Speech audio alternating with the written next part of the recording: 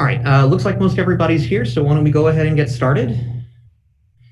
Do you guys have any old business for me other than the backlog of stuff that I'm still working on?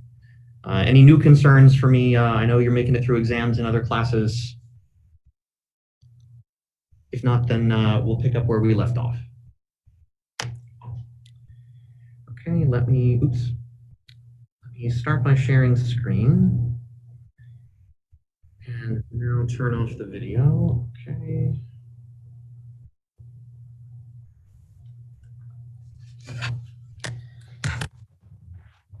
Since you guys have the same version of Goldstein that I do, let me give you the sections that I'm going to draw some supplementary material on for today.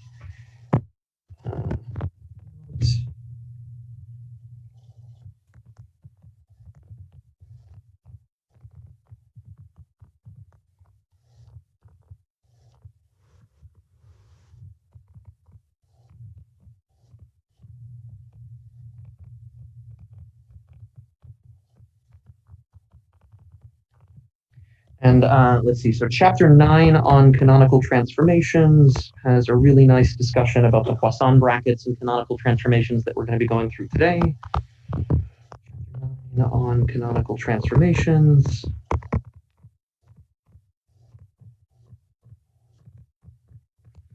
And then if you jump towards the very end of the book, section 13.7,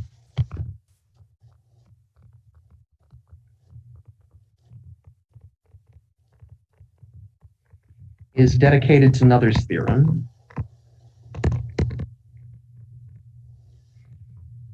Goldstein goes through the construction of Noether's theorem for the continuous field theoretic construction, which is where Noether's theorem is most elegant and powerful. But after doing that, he reduces it back down to the discrete case, which is what we derived last time and today. So I would point you specifically to, let's see, page 597.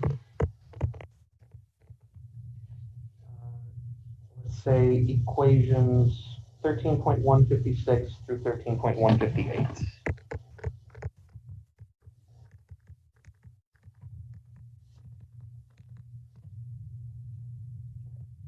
Just for external reference here. Okay, so previously,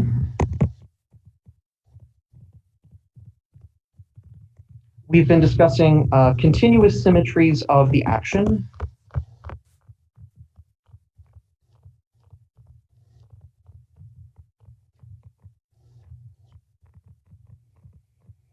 And the conservation laws that they lead to.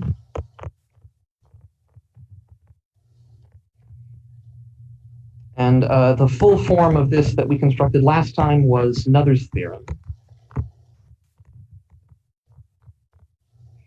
I'm aware that I am not pronouncing the name correctly, but I'm not quite sure how to say it correctly. I'd recommend you ask one of my German colleagues who can tell you the correct pronunciation.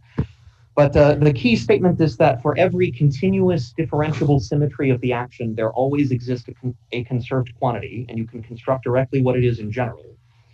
The kind of transformation that we considered was one in which the coordinate qi transforms to a new one qi prime of t, where this is determined by some mapping function phi. It's in general composed of all of the other coordinates, so it could depend on q1 up to qn. It allows potentially for a time shift. We had written it of this form, t minus c epsilon, where c is some number, telling you the amount of the time shift. And the transformation can also depend on an explicit mixing angle between the coordinates themselves at fixed time, in addition to a time shift. So we considered simultaneously the effect of a time shift in the coordinates as well as a rotation, quote unquote, that tells you how different coordinates get mixed into each other. And for a general transformation of this kind, we constructed what the corresponding conserved quantity was. The statement was that the total time derivative of the quantity c times sum over pq dot minus the Lagrangian plus sum over I pi derivative with respect to that small parameter epsilon of the mixing angle is equal to 0. Good, I wrote it correctly. And we identified that this object, which is associated with the time shift, is simply the Hamiltonian. We saw previously that the Hamiltonian generates evolution in time. And this structure is sort of a generalized transformation or generalized translation. So that this derivative is something like a mixing angle, and it couples to the corresponding conjugate momentum. So I was not entirely satisfied with where we left the discussion of Noether's theorem last time, so I wanted to work out one example at the beginning of class where you really need all of these ingredients together. And so this is a Lorentz transformation, a relativistic boost. So consider a complicated transformation that mixes space and time.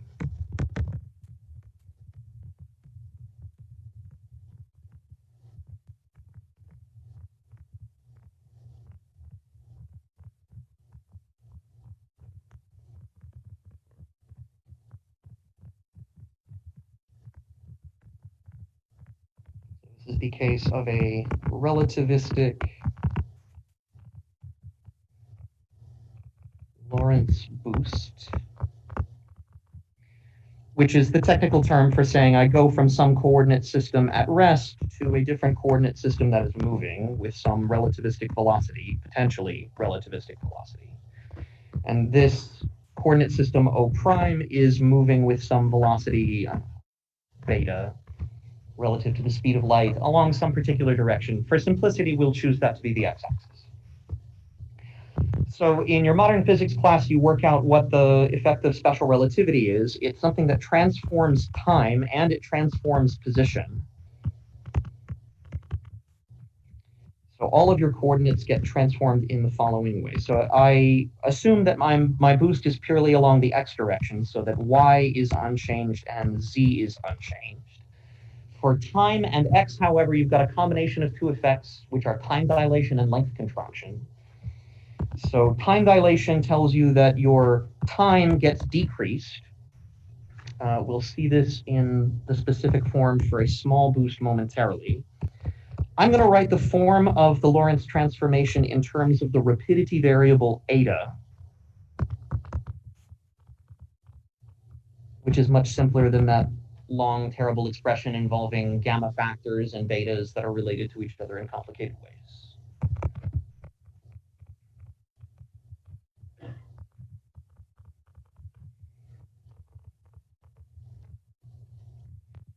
So this first line is the statement of time dilation, that the times t prime which passes in the moving frame is reduced compared to the time which is passing in the static frame. And the other one is length contraction,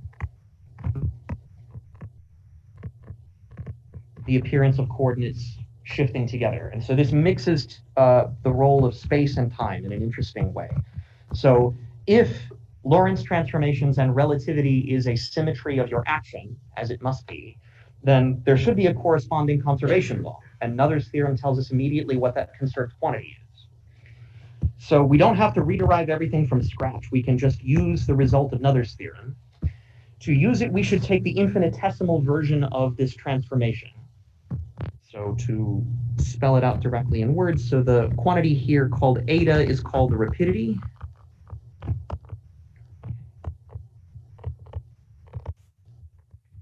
It's related to the longitudinal scattering angle in relativistic collisions. So for example, if you ask any of the nuclear particle experimentalists, they will tell you about proton-proton or nucleus-nucleus collisions at RIC or the LHC, where you've got one particle like a proton coming in one way, another particle coming in like a proton the other way, both at nearly the speed of light.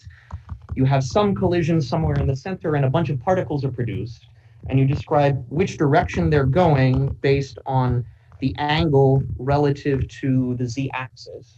And there's a relationship between this angle theta and the rapidity variable eta telling you about the amount of longitudinal momentum.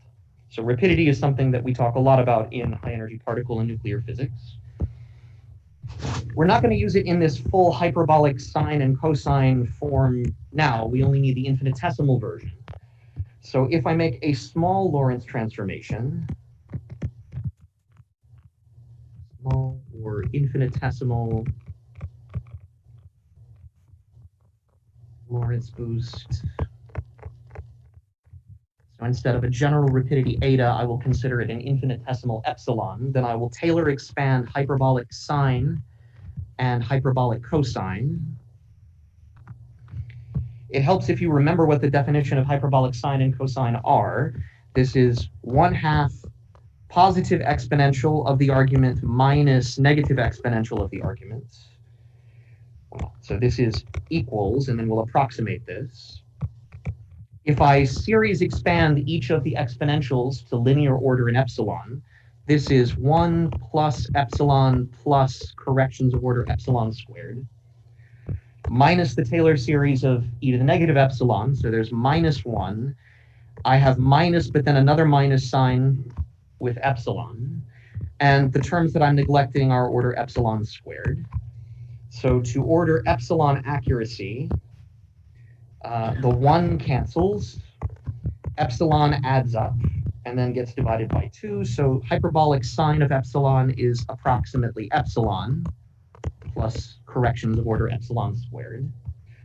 Similarly, hyperbolic cosine is 1/2 positive exponential of the argument plus negative exponential of the argument. And in the same approximation, you just get 1 plus epsilon plus corrections of order epsilon squared, plus 1 minus epsilon, also plus corrections of order epsilon squared. Now, the epsilon is the piece that goes away, and I just get 1 plus corrections that are too small to worry about. So with this approximation, the Lorentz transformation becomes simple. I have Ct prime equals Ct times 1 minus epsilon x. I have x prime equals x from the hyperbolic cosine minus Ct epsilon. And y prime is unchanged, z prime is unchanged. Okay, did I do that right? Yes. Okay, so to use the answer of Noether's theorem that we already constructed last time, we need to write this transformation in the form that we started with before. So we have a time shift as described here, and we've got only one coordinate that's doing anything, but it does get mixed in explicitly with time. So the statement is my new x prime of t is equal to my original x, but now evaluated at a shifted time. The shifted time is t minus epsilon x over c. And then I have the explicit mixing as well, minus ct epsilon. So this quantity here is my phi of some time shift. We called it t minus c epsilon last class, and then the explicit epsilon dependence here. So I apologize for c having changed meaning. In the upper line here, this is the speed of light. This c that I've tried to make look like a capital C was just that amount of time shift that we worked out before. So from looking at this, I can immediately see that the amount of time shift, the thing that we called c before, is just, here's the epsilon, it is just x divided by the speed of light, little c. The amount of time shift. And then the explicit epsilon dependence here is talking about this mixing. So the other thing that we needed was the derivative of the transformation d phi with respect to epsilon at fixed time. And at fixed time, then this just gives us negative speed of light times time. So once we identify what the transformation is in the corresponding language, we can immediately write down what the conserved quantity is. So the conservation law is that the time derivative of the amount of time shift, which was x over c, the speed of light, times the Hamiltonian, minus the momentum, which in this case is px, the momentum associated with the variable x. That's the only one that's doing anything. times the derivative with respect to epsilon, which is minus ct, is equal to 0. So it looks like a strange object. I can clean it up and make it a little more sensible. So one thing that I'm going to do is I'm going to multiply through by the speed of light c to make everything have units of energy. Energy times length, I suppose. And instead of writing the Hamiltonian, I'm just going to call that the total energy. So the conserved quantity is x times energy minus, I'm going to write this as ct times negative pxc is equal to 0. So now this looks like a coordinate, has units of meters. This looks like an energy, it has units of electron volts or something like this. So this still doesn't seem particularly helpful, but it has the structure of an angular momentum. Compare this with something like px times y minus x times py. Right, so this is a form of angular momentum. I guess if I want it to be Lz, I should write it in the other way. Lz is x py minus y px. Except this is some strange angular momentum as if time were a component of angular momentum. So if I'm willing to make a leap to 4-component relativistic vectors, then if I define my 4-vector momentum to include the energy as the time component, and then each of the ordinary spatial momentum components with a factor of c to give them dimensions of energy, and a minus sign here, which is associated with the 4-dimensional space-time metric. I can answer questions about that if people would like to know.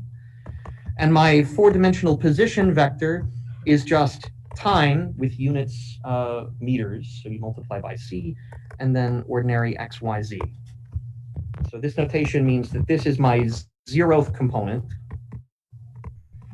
And so this would be equals 1, mu equals 2, mu equals 3, and mu equals 0 is the time component. So with this notation of 4 vectors, the conserved quantity really does start to look like an angular momentum. So this is now x1, the x component of position, times p0, which is the energy, minus x0 times p1 is equal to 0.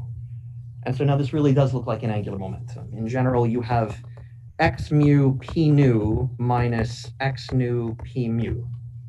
And this is similar to, say, xi pj minus xj pi. And this is in general a sum over different angular momentum components. So if this is x and y, then you pick out Lz. So essentially the statement is, which is highly non-obvious in the beginning, really just looks like a rotation. It's a funny rotation that rotates time and space into each other. But if you know how rotations work, and you know that rotations have corresponding conserved angular momentum, then relativity is no different. And you get a unified picture of rotating space into space, where the conserved quantity is ordinary angular momentum, and rotating space into time, where you have a 4-dimensional generalized version of angular momentum.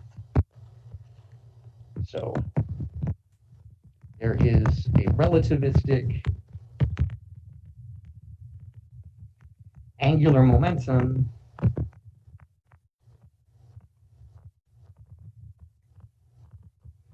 which is conserved under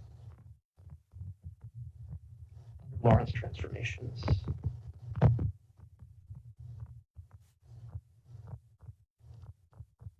This unifies spatial rotations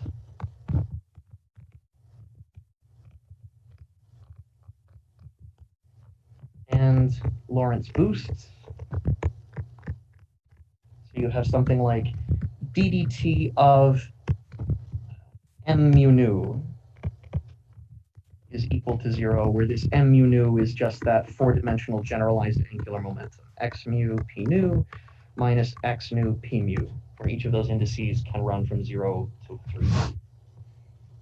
And then for Mij, where these are spatial indices. 1,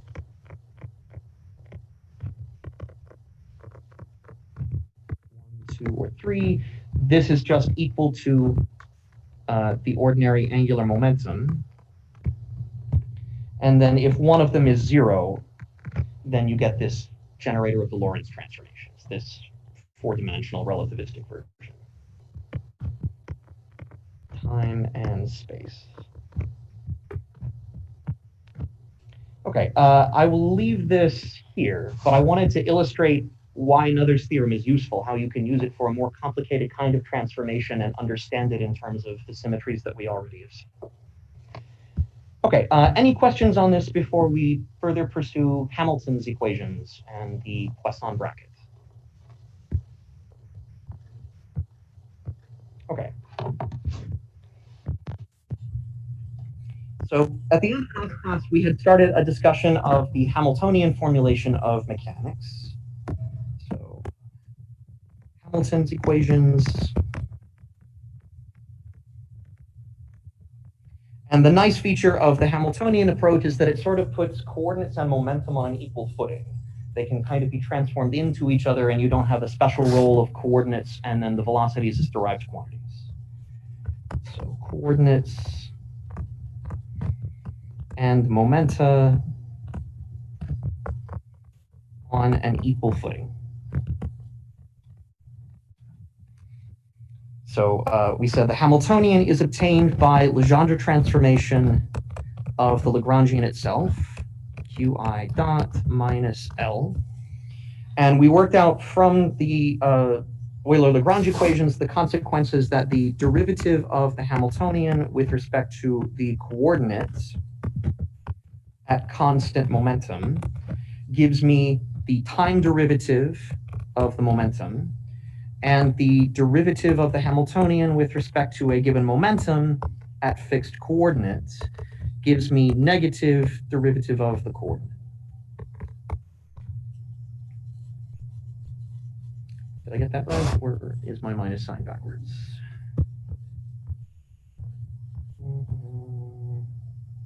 Derivative with respect to p is qj dot, and it's the other way around with the minus sign. Okay, sorry, so it should be this one.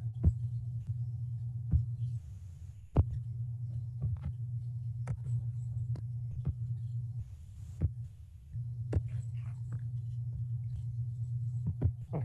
And these are Hamilton's equations. This is what the equations of motion look like in the Hamiltonian formulas.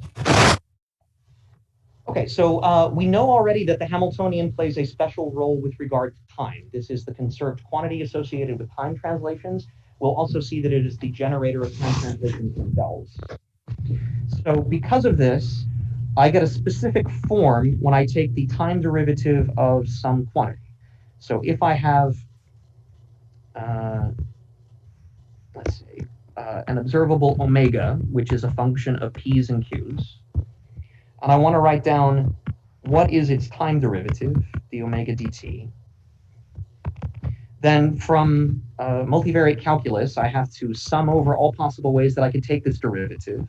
So this is the derivative of the observable with respect to a momentum pi at fixed coordinate q, times, by chain rule, the derivative of that momentum with respect to time.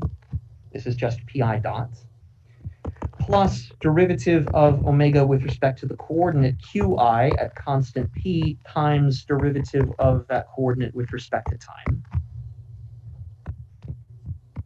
But if I use Hamilton's equations, I know that this derivative here, p dot, is equal to negative derivative of the Hamiltonian with respect to q at constant p. And likewise, q dot is the positive derivative of the Hamiltonian with respect to p at constant q. So if I just rearrange the right-hand side, I get an interesting structure which is anti-symmetric between coordinates and momentum. I get sum over I, and I will write it this way. This is partial derivative of omega with respect to q time at constant p times partial derivative of the Hamiltonian with respect to P at constant Q, minus the other way around, derivative of the Hamiltonian with respect to Q at constant P, derivative of the observable with respect to momentum at constant Q. So this structure is interesting. We will see that it has an algebra that is very closely related to the algebra of a commutator. So for one thing, we see that this is an anti-symmetric expression.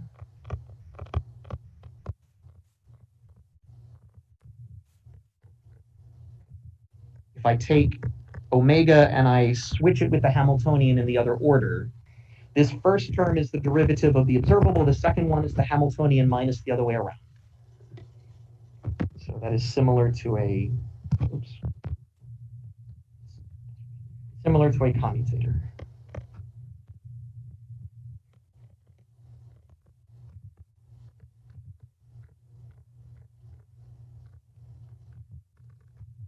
So we give this object a name. This is called the Poisson bracket.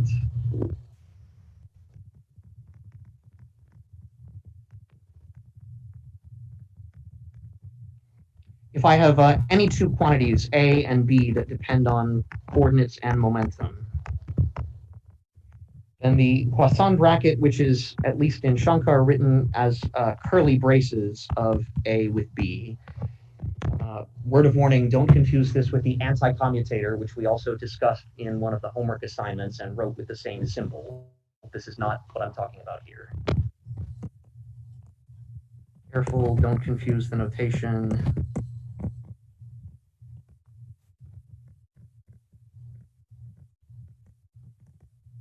With the anti-commutator. Different authors use different notation for both the anti-commutator and for the Poisson bracket, so there's no universal solution. But, okay, so this Poisson bracket in general is this combination of derivatives. So this is derivative of the first thing with respect to coordinate, derivative of the second thing with respect to momentum, minus the other order, derivative of the second guy with respect to coordinate, derivative of the first one with respect to momentum.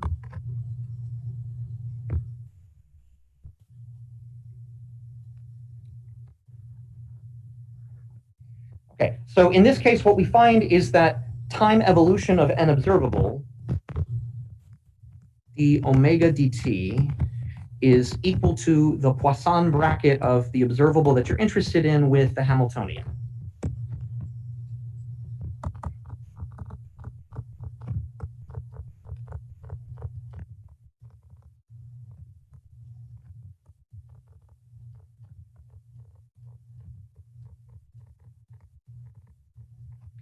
And this is particularly similar to the form of Schrodinger's equation that we will construct. And I will try to argue why this is a sensible thing to do between today and Thursday. CF Schrodinger's equation, where you have something like d psi dt, and there's a factor of psi, and I'm not going to promise I'm going to get the minus sign correct. So let me just say proportional to the commutator of, let me say, any observable omega. This is even better. An actual commutator of that observable with the Hamiltonian. So the Hamiltonian generates time dependence both in classical mechanics and in quantum mechanics. And although it may not be obvious, this form of the Poisson bracket is setting us up for the transition to quantum mechanics through canonical quantization. Okay, so I want to make this statement more precise about how the algebra of the Poisson bracket, which is this totally weird, non-obvious combination of derivatives, is similar to the algebra of the commutators.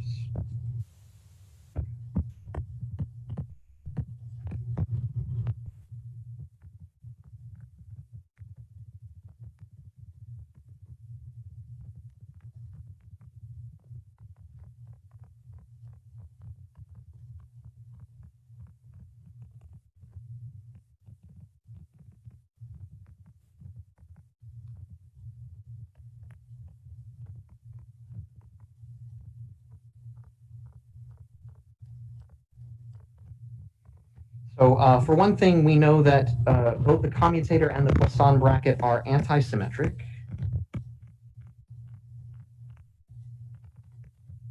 has antisymmetry of the commutator of A with B is equal to negative commutator of B with A.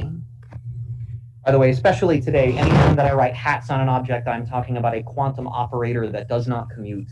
If I'm talking about the similar quantities without hats on them in a Poisson bracket, I mean classical functions that in principle do commute with each other. But the definition of the Poisson bracket is explicitly antisymmetric. So this is a compatible feature of their algebra. They also possess linearity. So that if I have a commutator of A and B plus C, this is equal to the commutator of A with B plus the commutator of A with C. And the same is true if I put constants in as well, and if I try linearity in the first argument. Likewise, the Poisson bracket of A with B plus C, since this is just a set of derivatives and derivatives are linear, the Poisson bracket is also linear. A B plus A C. There's a non-obvious property which I would call product rule, which it would help to work out first for the commutator and then for the Poisson bracket. If I have A with a product of operators, B and C, by definition, this is the order A, BC minus BC, A.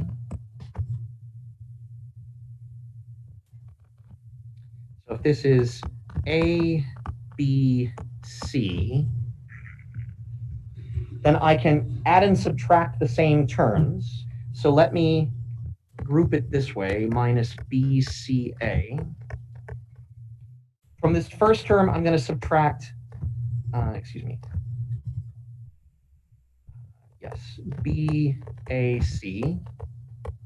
Let me add in the same, BAC. Now in that first line, C comes last, and I can factor it out. So this is AB minus BA times C. Plus, in the second line, B is always first, so I'm going to factor it out. This is B times AC minus CA. And each of those things in parentheses is its own commutator. So this is commutator of A with B times C afterwards, plus B times commutator of A with C.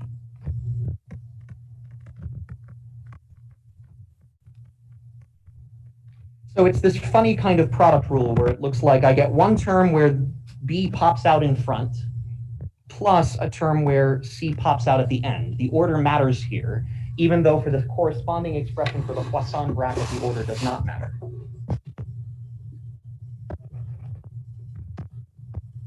So similarly,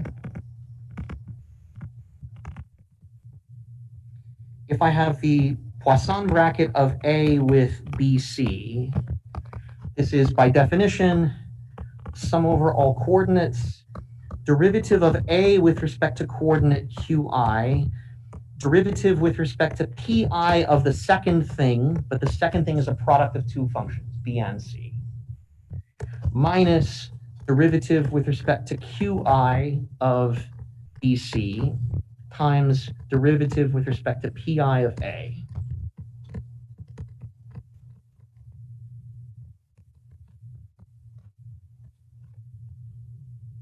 So here the mechanism for obtaining the product rule is actually the product rule of calculus. So this is sum over I derivative of A with respect to QI, derivative of B with respect to PI times C, plus, I'll write it down here, derivative of A with respect to QI B, let's put B in front, derivative of C with respect to PI. And from the second set of terms, I again have product rule here. So this is minus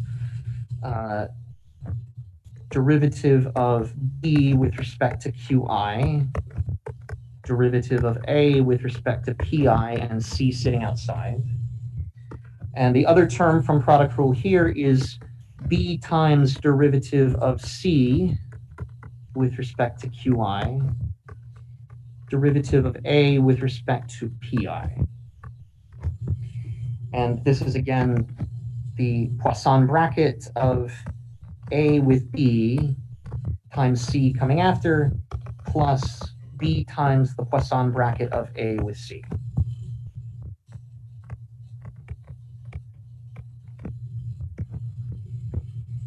And as I was saying before, it doesn't matter for the Poisson bracket if I put C here or if I put C there, because these things are functions that commute with each other.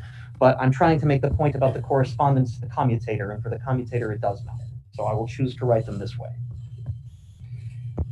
Okay, so these are sort of the three foundational properties. There's another one that follows from them, but it takes quite a bit of algebra to check, so I'm not going to do this in class. And this is called the Jacobi identity.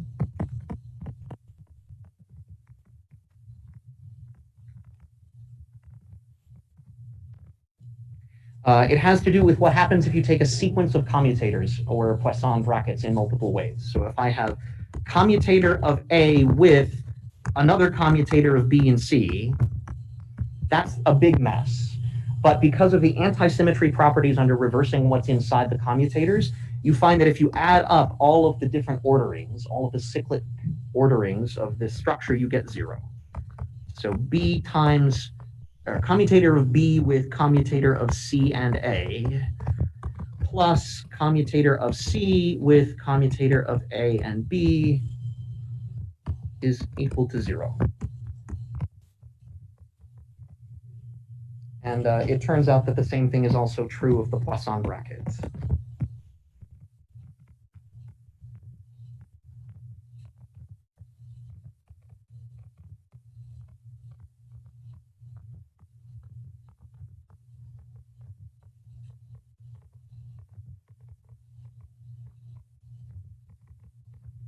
This is just an algebraic statement that just comes from expanding all of the terms and showing that they all add up because of antisymmetry to give you 0.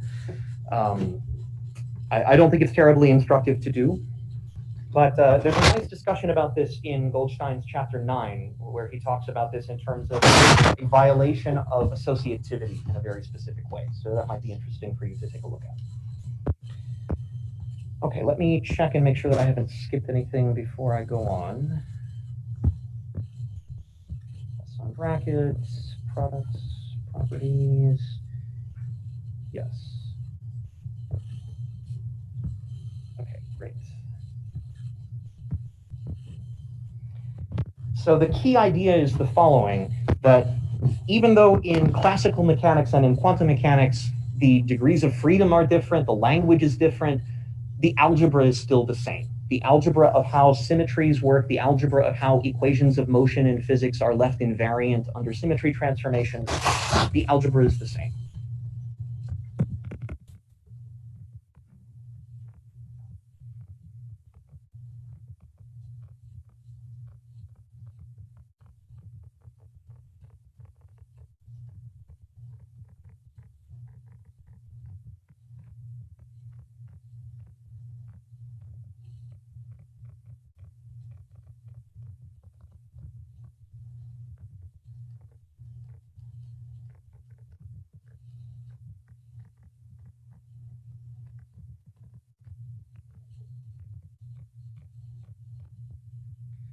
So the idea is that if I can formulate classical mechanics in terms of the Poisson brackets,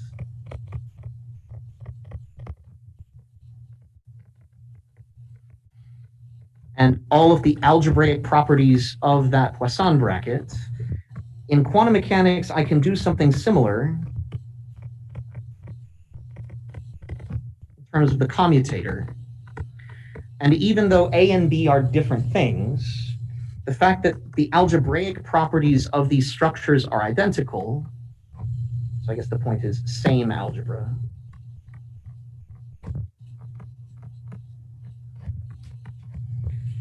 This means that these two things can be different representations of the same underlying algebra.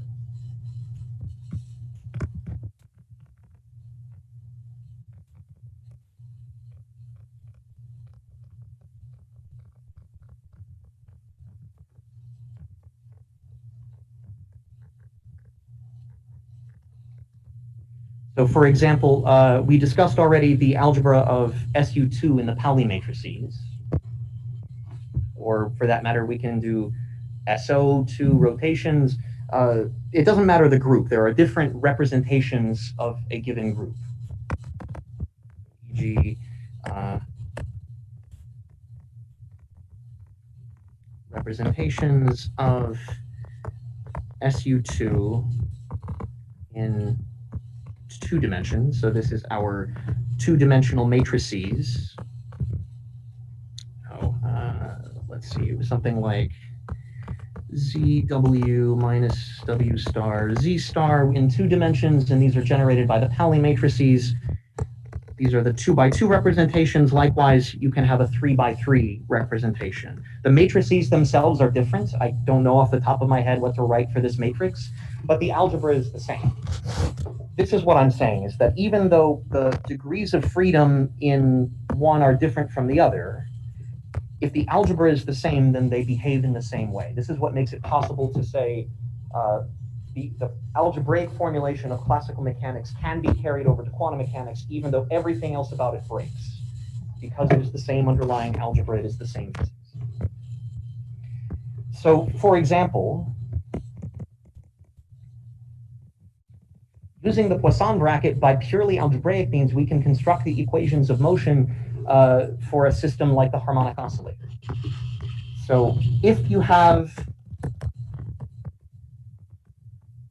a given Hamiltonian, which is a function of P and Q, then the equations of motion are Pi dot is just obtained by its own bracket with the Hamiltonian. So this is Pi with the Hamiltonian. And Qi dot is equal to its bracket with the Hamiltonian. And if I know how to compute algebraically the Poisson bracket of various things, and if I know what the Hamiltonian is, I can evaluate the equations of motion without even worrying about what the underlying degrees of freedom were in the first place. It's a purely algebraic statement. So for example, if I have the harmonic oscillator,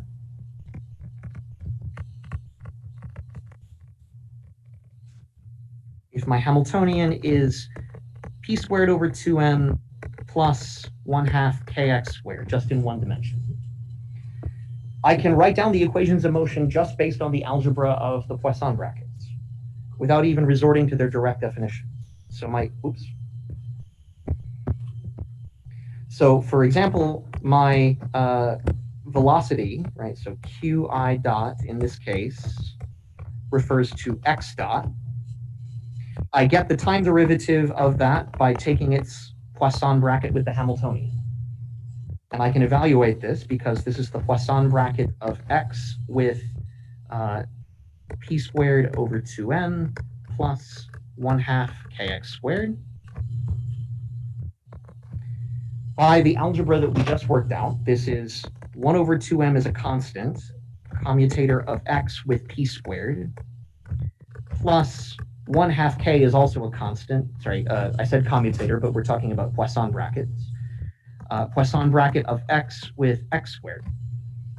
So I can boil this down further because this p squared and x squared is just product rule. So maybe let me write it here.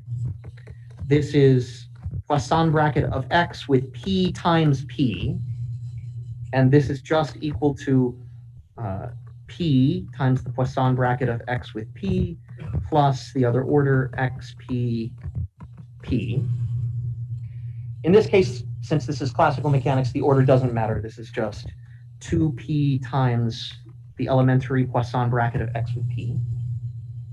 Similarly, this commutator or Poisson bracket is 2x, the Poisson bracket of x with x, just based on pure algebra. So I get p over m, Poisson bracket of x with p, plus, let's say, kx Poisson bracket of x with x. So this is x dot. And so the only thing that I need to get the correct equations of motion is for the Poisson bracket of a position and momentum, or a position and a position, to have a specific relationship with each other. We can see directly from the definition that this is going to be equal to 1, and this is going to be equal to 0.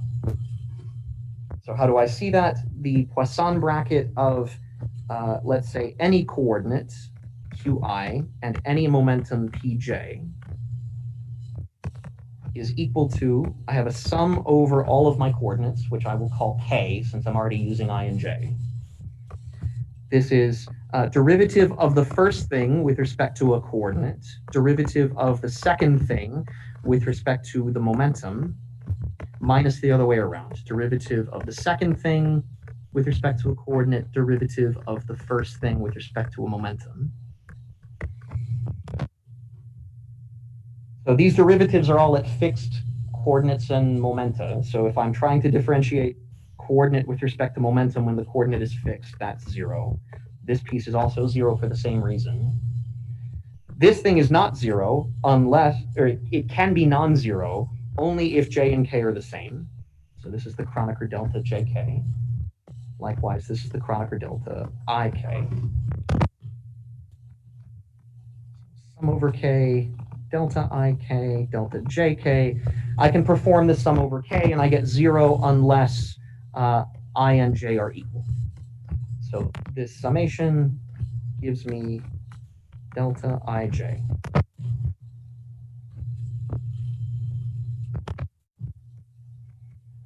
qi and pj. So in the case at hand, where I've only got one set of variables, the anti-commutator, sorry, the Poisson bracket of x with p is equal to 1, as requested. Similarly, the Poisson bracket of x with x is equal to 0. This is also a general feature. If I have two coordinates, qi and qj, then the Poisson bracket of these things is the sum over all coordinates k, derivative of the first thing with respect to a coordinate, derivative of the second thing with respect to the momentum, minus the other way around, qj with respect to coordinate k, derivative of qi with respect to coordinate to momentum p. And this is just 0 because in both terms, I have a coordinate trying to differentiate it by a momentum. And I just get 0. So indeed, I do have the Poisson bracket of any coordinate with any other coordinate is always equal to 0. So just knowing what the Poisson bracket is of coordinates and momenta with each other is already enough to reproduce the equations of motion. So for our harmonic oscillator,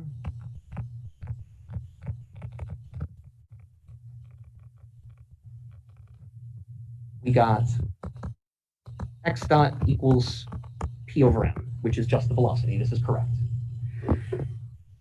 So similarly, we can get the equation of motion for p dot, the acceleration, or the net force. So p dot, we said, is obtained by its Poisson bracket with the Hamiltonian. And so this is Poisson bracket of p with p squared over 2m plus 1/2 kx squared. Again, I can expand this. I get 1 over 2m Poisson bracket of p with p squared plus 1/2 kx squared, Poisson bracket of p with x squared. We can check in the same way that the Poisson bracket of a momentum with any other momentum is also equal to 0. We'll do that in a second. This one, we can expand using product rule in the same way. So this is p with x and a factor of x out front plus p with x and a factor of x at the end. I know that Poisson bracket of x with p gave me 1. So Poisson bracket in the other order gives me -1. So this is negative x and another negative x, which is minus 2x. And so if I plug this back in, I get negative 2x times 1/2. Oh, sorry, what did I do? X squared should never have been there. It was 1/2 k that was the constant. Sorry about that. Yes, much better. So I get minus kx, which is just Hooke's law for the spring force. So the equations of motion can be obtained totally algebraically from a given Hamiltonian, as long as you know what the algebra of a Poisson bracket is in general, and as long as you specify what the Poisson bracket of coordinates and momenta with each other are. And so, as promised, the last piece that we needed to show was that the Poisson bracket of any momentum pi with any other momentum pj is 0. So this is sum over all coordinates, derivative of the first thing with respect to the coordinate, derivative of the second thing with respect to the momentum, minus the other order, derivative of pj with respect to coordinate, derivative of pi with respect to the momentum. And again, this is 0 because in both terms, you've got a piece where you're trying to differentiate a momentum with respect to a coordinate, and you get 0.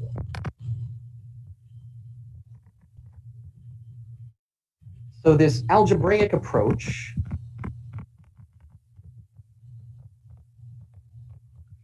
works based on the algebraic properties of the Poisson bracket, as well as the specific relationship that coordinates and conjugate momenta have with each other. It relies on the Poisson bracket of any coordinate with any other coordinate is 0. The Poisson bracket of any momentum with any other momentum is 0. Most mixed Poisson brackets between coordinates and momenta are also 0. The only one that is not 0 is if they are conjugates of each other, delta ij. So the Poisson bracket knows, quote unquote, about the special relationship between a coordinate and its canonically conjugate momentum.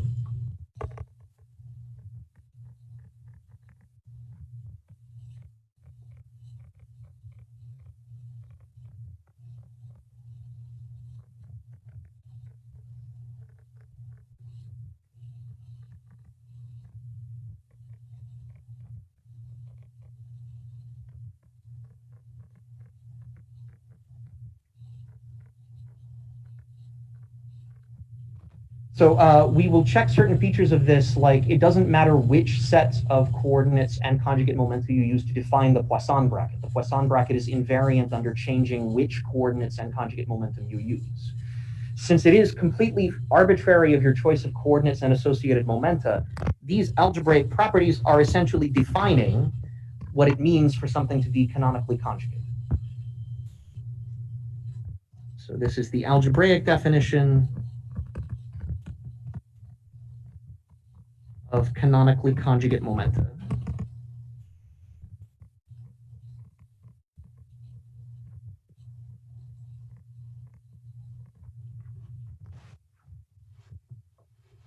Okay. Any questions so far? I realize I've jumped around in my notes, so let me look back and see what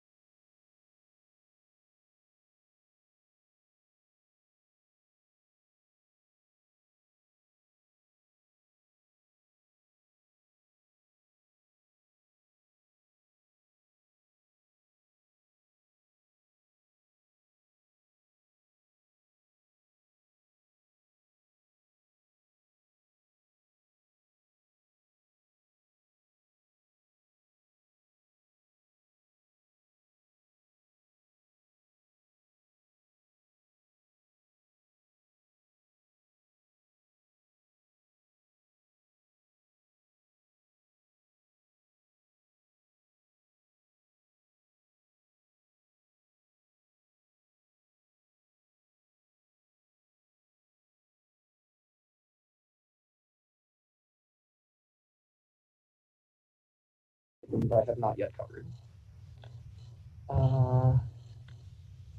Yes, this is a useful point to make. We've already essentially seen what the dictionary is going to be in going from classical to quantum mechanics because we've constructed the commutator of position and translations, the translations, which is this derivative operator k. So, for instance, we saw that the Poisson bracket of x with p is equal to 1. Compare this with what we saw for translations of functions.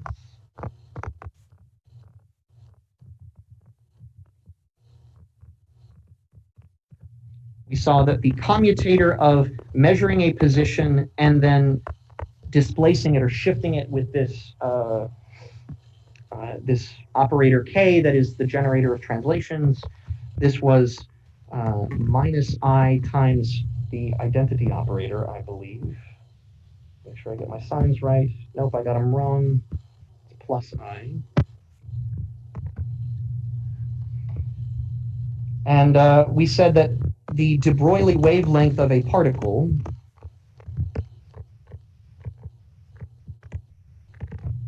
is momentum equals h bar k. So this k is a wave number operator. We saw that it's diagonal on the plane wave basis, and it tells you exactly the wave number 2 pi over lambda of the wave. And so if you also make the identification of wave number with momentum associated with it, then this is telling you that the commutator of x and its conjugate momentum operator is I h bar times the identity, if you like. Whereas the corresponding Poisson bracket doesn't have any h bars in it, it's just 1. So the dictionary for canonical quantization is going to be take every Poisson bracket that you find in classical mechanics, promote them to operators that don't have to commute anymore. The algebra will automatically carry over as long as you construct commutators that are I h bar times the identity matrix. So this will give us a template for how to construct the matching commutators that are even candidates for theories that could agree with classical.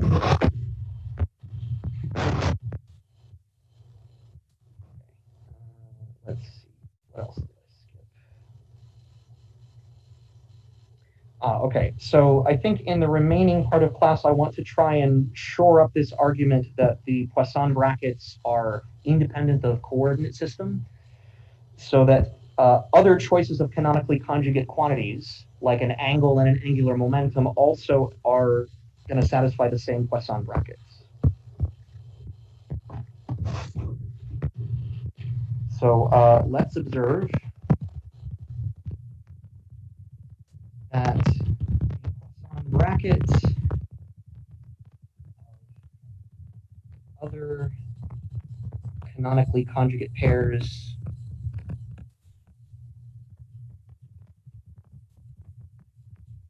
satisfy the same relations.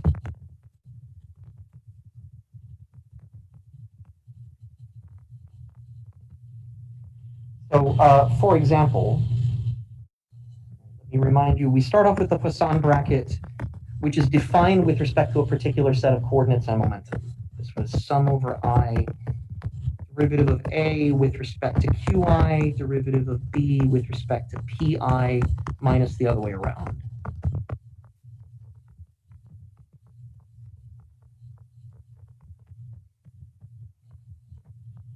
So at first glance, it looks like this should be highly dependent on what my choice of coordinates and momentum are.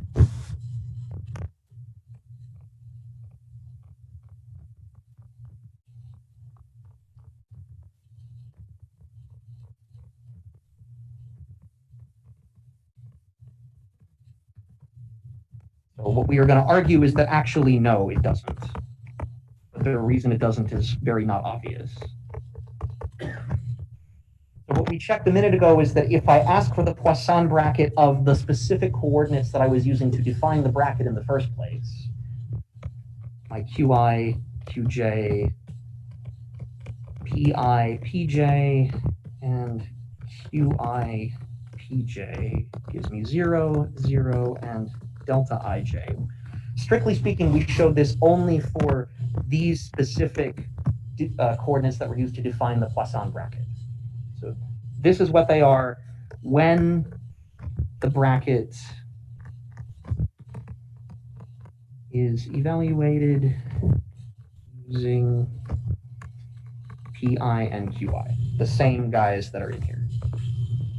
So I'd like to offer another example where we can see that the Poisson bracket of things that are canonically conjugate is still going to satisfy these relations. So let's try something like the angle theta and the corresponding conjugate momentum p theta in, say, polar coordinates.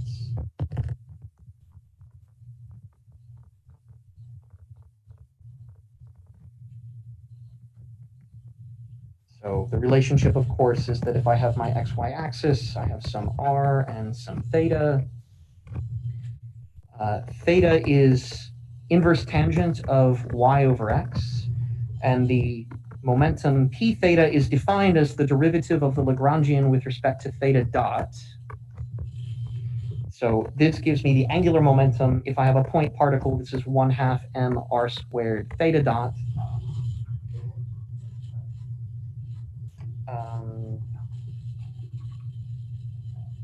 Sorry, yes, no factor of 1/2. Yes, that's correct. Right, and so this is the angular momentum LZ about the z-axis. This is the rotational inertia I. This is the rotational velocity omega. And in Cartesian coordinates, this is just equal to x times py minus y times px. So this is now a non-trivial test to say, if my Poisson bracket is a well-defined algebra independent of my choice of coordinate system, then I should be able to take the Poisson bracket of theta and p theta, which is the Poisson bracket of inverse tangent y over x with x py minus y pz, and I should see that this thing gives me 1. So now calculating the canonically conjugate pairs of angle and angular momentum with respect to the Cartesian coordinates is an exercise we have to work out. Okay. So by definition, I have 2 coordinates that I have to sum over for my Poisson bracket. So I have to first take derivative with respect to x of the first thing, inverse tangent y over x, derivative with respect to px of the second thing, x py minus y pz, minus the other order, derivative with respect to px of, let me write it the other way around, derivative with respect to x of xpy minus y pz, derivative with respect to px of the first thing, inverse tangent y over x. That's just for coordinate x. I have to do the same thing for coordinate y, plus derivative with respect to y of the first thing, inverse tangent y over x, derivative with respect to py of the second thing, xpy minus y pz, minus the other order, ddy xpy minus y pz, ddpy inverse tangent y over x. So there are several terms you have to worry about.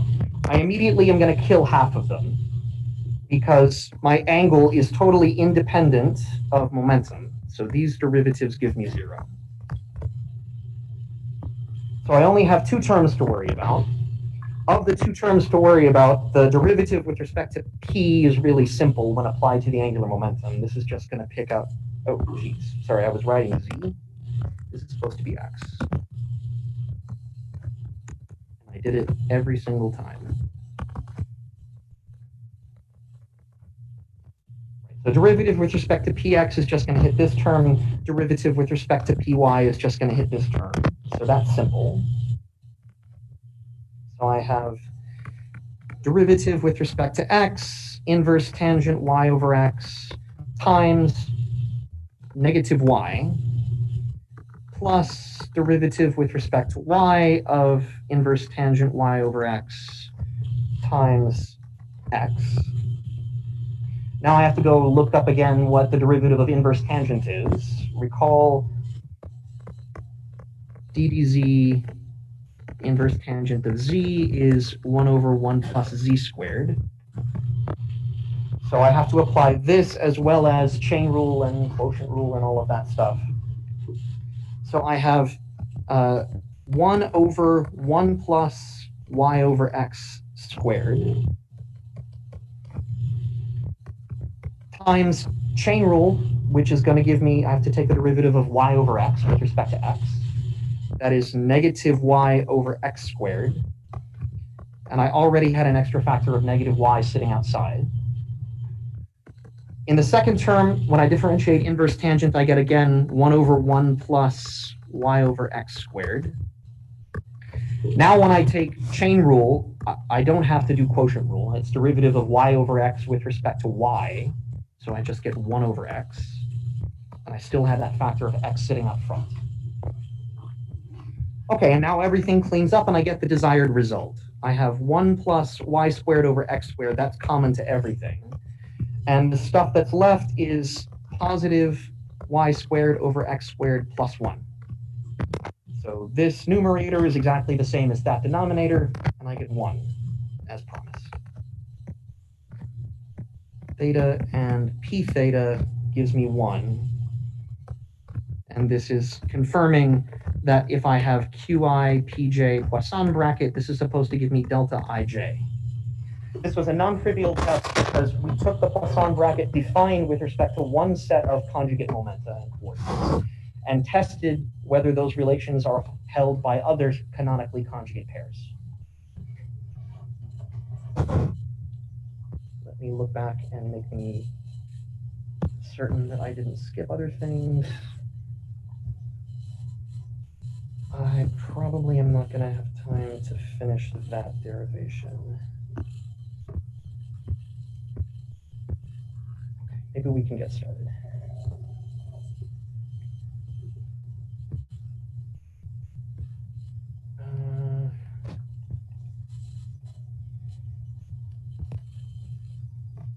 And yes.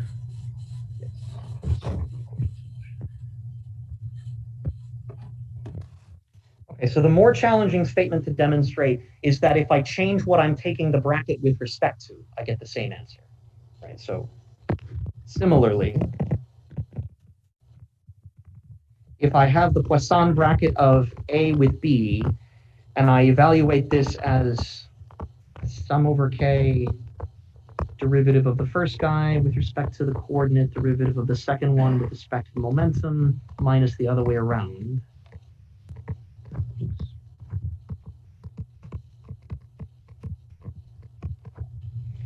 That I should also get the same answer if I picked a different set of coordinates. Let me call them capital QK and capital PK.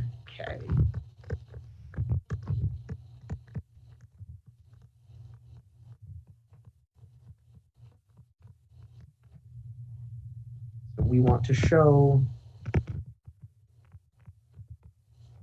that the Poisson bracket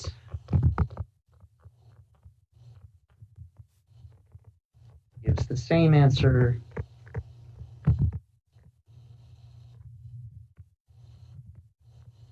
for any choice of canonically conjugate